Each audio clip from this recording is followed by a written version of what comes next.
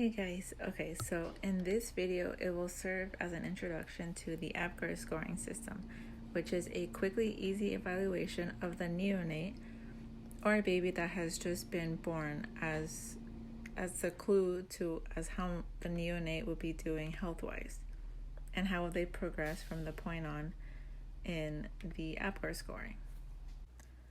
The APGAR score is an assessment of the physical condition of newborns in their first moment of life.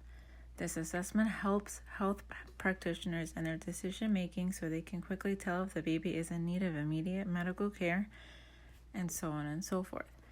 This test was introduced in 1952 by an anesthesiologist, Virginia APGAR.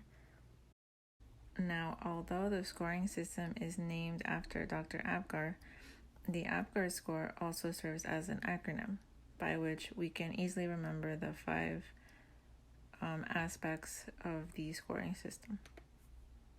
The APGAR scoring system is rated on a 0 to 2 numerical scoring system. The 2 is the best on each element, and a 0 would be like a score that is like the worst, that has the worst prognosis.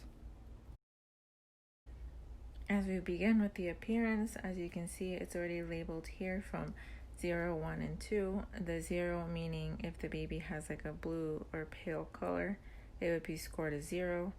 If the baby has like some extremities blue but the body is pink, then they can get a 1. But if the baby is fully pink throughout the color, body, hands, and everything, then they also score a 2. The next one we're going to talk about is pulse. So as you can see, it's from 0 to 2. 0 being if their pulse is absent, they would score a 0. If the baby's heartbeat is less than 100, they will score a 1. And if the baby's heart rate is more than 100, then they score a 2, which is a really good score. So the next element we're going to go over is a G, which is for grimace. As you can see here, we start from 0 to 2 as a scale. 0 meaning if there is no absent, no facial expressions, they would get a 0. If the baby has some facial expressions or feeble or like with a weak cry, they would get a 1. And if the baby has a strong cry, they would get a 2. The fourth element, which stands for A, is for activity. As you see here listed from 0 to 2, 0 meaning if there's no, if the baby is lifeless or not moving, like absent of everything, they would get a 0. If the baby it has some flexion, they would get a 1. And if the baby has a full movement or very active, they will score a 2. The last element we have here is R for respiration, and that basically stands for when the baby is either breathing or not breathing right after birth.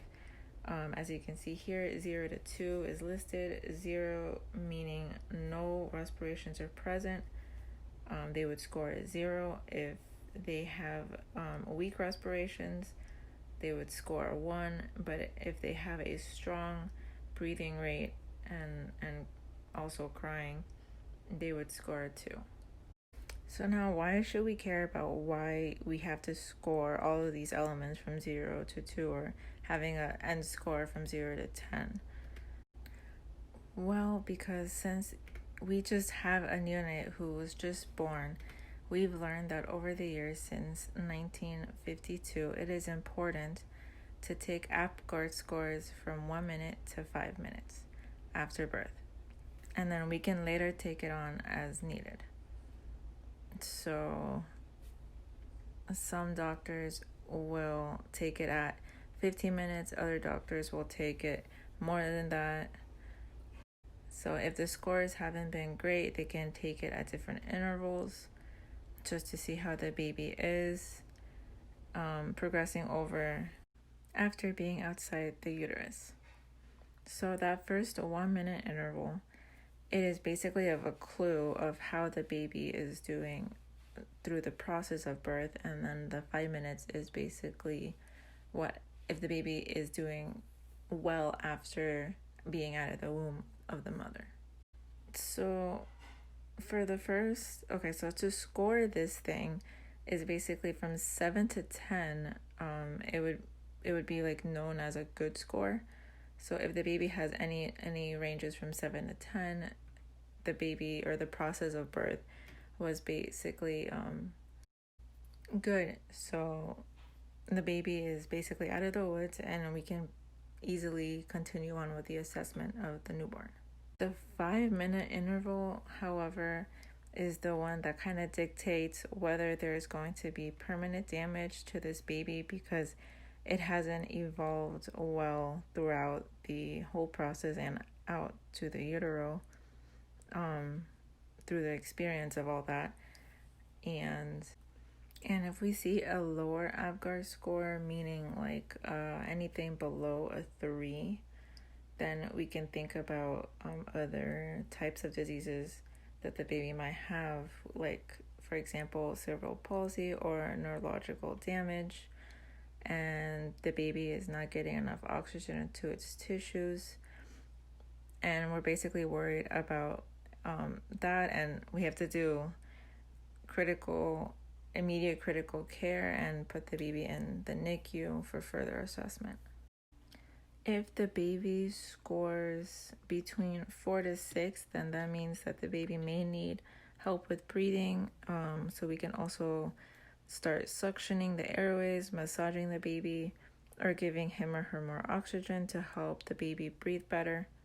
But if the APGAR score is scored below a 3, the baby is in need of an immediate resuscitation measures, and it needs really quick attention.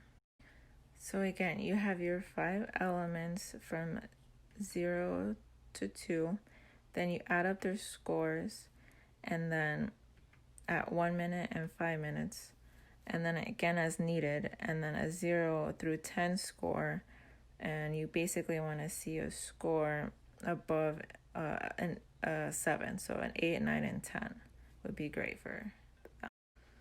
So again, you have your 5 elements, each leading to having a score from 0 to 2. We basically add those scores up at the end.